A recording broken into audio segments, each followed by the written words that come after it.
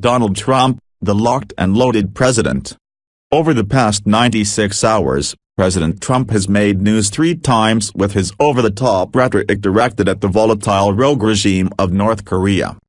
On Tuesday, Trump warned that North Korea best not make any more threats to the United States, adding, "They will be met with fire and fury like the world has never seen." On Thursday, Trump said he might not have gone far enough 2 days before. "If anything, maybe that statement wasn't tough enough, and we are backed by 100% by our military, we are backed by everybody, and we are backed by many other leaders," he said.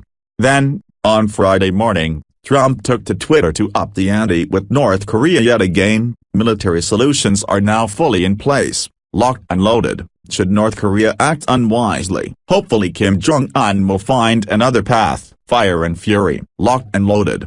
What Trump has made clear, again, over the last 4 days is how much of what he does, and thinks, has to do with projecting strength, with never letting someone have the last word, with using purposefully provocative language to antagonize. This is what Trump did throughout the 2016 campaign. Consider, lightning Ted, little Marco, low-energy Jeb, crooked Hillary. "I like people that weren't captured. They're bringing crime. They're rapists. Blood coming out of her wherever. Look at that face. Would anyone vote for that? I could stand in the middle of Fifth Avenue and shoot somebody, and I wouldn't lose voters. I'm afraid the election's going to be rigged. I have to be honest. She was the winner and she gained a massive amount of weight, and it was a real problem. Hillary Clinton should have been prosecuted and should be in gaol." I could, obviously, go on, but you get the point.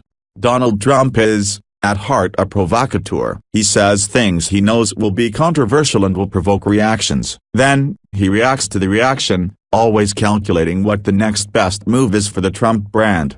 As a private citizen, that approach made him famous. Saying provocative things, particularly when you live in New York City and are extremely wealthy, tends to have that effect. There was an expectation in the early days of his presidential candidacy that if he ever got anywhere near the White House, which seemed totally crazy at the start, that he would adjust his behavior to fit the office.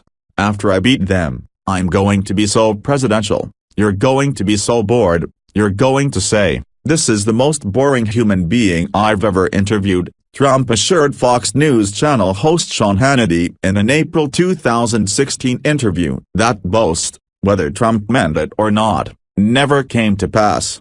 As president, Trump has served as the provocateur-in-chief, whether that provocation has been directed at Attorney General Jeff Sessions, Senate Majority Leader Mitch McConnell, or Kim Jong-un's North Korea. This is who he is. It's the only way of interacting with people he knows how to do. The idea that Trump will adjust that approach is a fantasy. He believes deeply that that approach is the reason he has succeeded so wildly in business and politics. Say whatever you want about Trump, but it is a remarkable feat to be elected president in your first political race. He is a locked and loaded president, and he ain't changing. So, buckle up.